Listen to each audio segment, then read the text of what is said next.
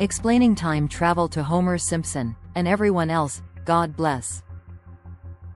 The wizard sat quietly on the porch late one evening, notebook open, stars just beginning to appear above the trees. For many years he had explored meditation, quantum physics, and what some people called quantum metaphysics, the strange place where science, philosophy, and imagination sometimes overlap. He had listened to stories from remote viewers, researchers, and people who believed they had experienced unusual things, altered states of consciousness, intuitive perceptions, and even visions of possible futures. Some of the stories were fascinating. Some were difficult to verify. But the wizard had always believed something simple: the search for truth is worth pursuing, as long as curiosity is balanced with clear thinking. One of the voices the wizard had followed for years was the researcher Michael Salla, who discussed ideas about space exploration, unidentified aerial phenomena, and speculative future technologies. Some of the stories involved people like J.P. Jorge Pabon, who described unusual experiences connected with classified military environments near Eglin Air Force Base. According to those accounts, people had been shown experimental systems involving chairs connected to monitoring equipment, where brain activity and perception could be studied while participants attempted remote observation of distant locations. Whether every detail of such stories was accurate or not, the wizard found the ideas themselves worth exploring. After all, modern science already studies how the brain interacts with technology, from brain-computer interfaces to neural imaging. But explaining these ideas to the public was another challenge entirely. The wizard's teaching methods. Sometimes the wizard liked to explain complex ideas using humor. So, he imagined trying to explain the mysteries of quantum physics to someone like Homer Simpson. The wizard laughed and began his imaginary lesson. Step 1. Understanding time. Okay, Homer, the wizard said in his imaginary classroom. Most people think time is like a straight road, past behind you, future ahead of you. But modern physics suggests something a little stranger. Some theories propose that the universe might behave more like a huge landscape of possibilities, where many potential timelines exist depending on choices and events. This idea appears in discussions of the many worlds interpretation of quantum mechanics. The wizard drew a diagram. Instead of one road, imagine a tree with many branches. Each branch represents a possible path events could take. Step 2. Consciousness and observation. The wizard continued. Homer, in quantum physics something strange happens. Particles behave differently when measured. This is related to what scientists call quantum superposition.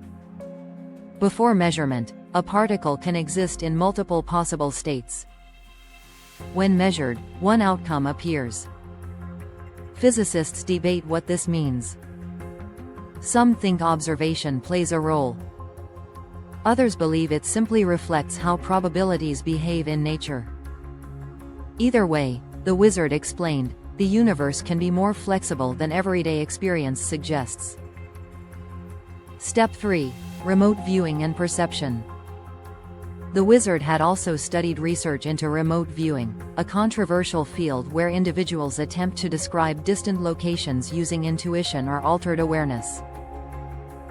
The U.S. government once funded experiments related to this topic during programs like Project Stargate. Results were mixed. Some participants produced intriguing descriptions. Others produced random guesses.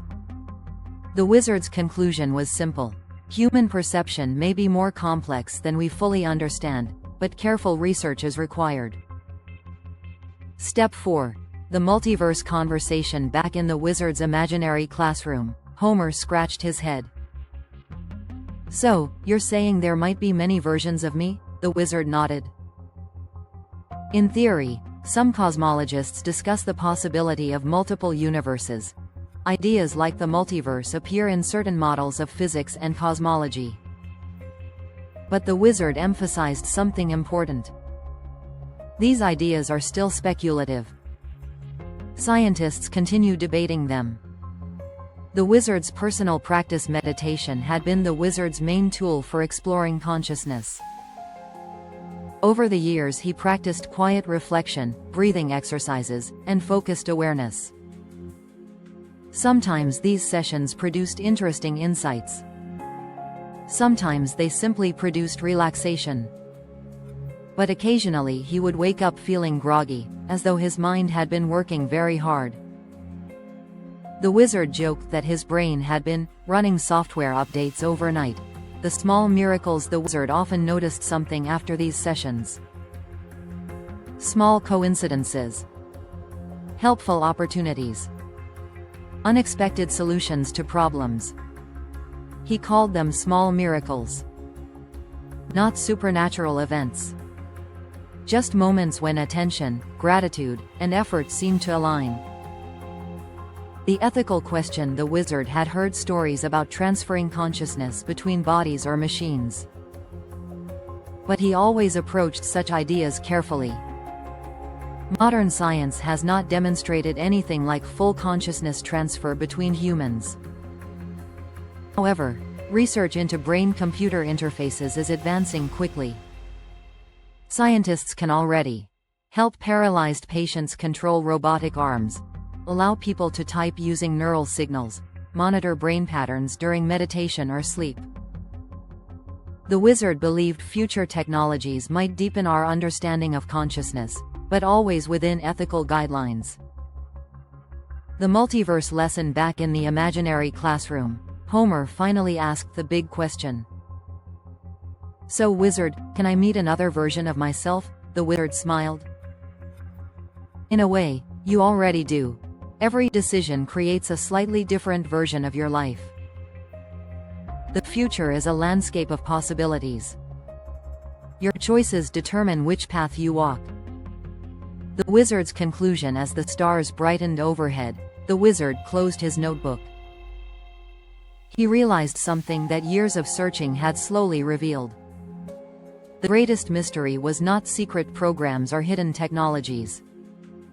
The greatest mystery was consciousness itself. Why we are aware. How we think. How imagination shapes the future. And perhaps the most powerful form of time travel was simply this: learning from the past. Acting wisely in the present. Building a better future. The wizard raised his cup of tea toward the night sky. "To curiosity," he said. And somewhere, in the wizard's imaginary classroom, Homer Simpson nodded thoughtfully, before asking where the donuts were. God bless. Robert Colee.